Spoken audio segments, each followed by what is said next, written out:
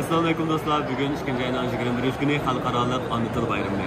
Hammamizning Ona til bayramimiz muborak bo'lsin. Uyg'ur tili bayramimiz ham muborak bo'lsin.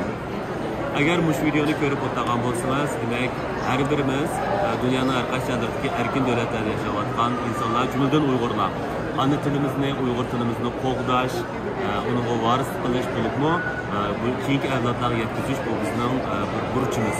Chunki bu ishni biz qilmasak, boshqa hech kim biz uchun qilmaydi.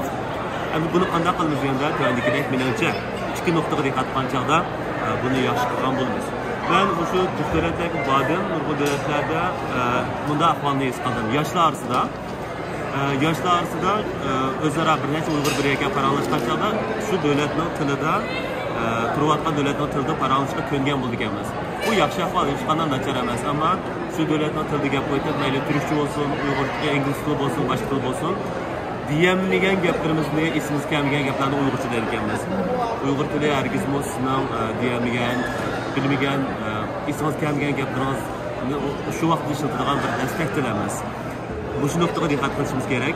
Yana birisiga cho'nglar orasida degan chog'da bir oyda yoki ota yoki ana ikki tarafdan birisi bir odam bir aylan bo'lsinmi, Uyg'ur tilining o'rganishni va uni varis qilishning ahamiyati to'g'risida, muhimligi to'g'risida chiqarib turgan chog'da menimcha bu yaxshi ahvol bo'ldi. Demak, Uyg'ur tili nihoyatda bir go'zal til. Men shaxsan bu tildan nihoyatda faxrlanman, bu tilni nihoyatda yaxshi ko'raman.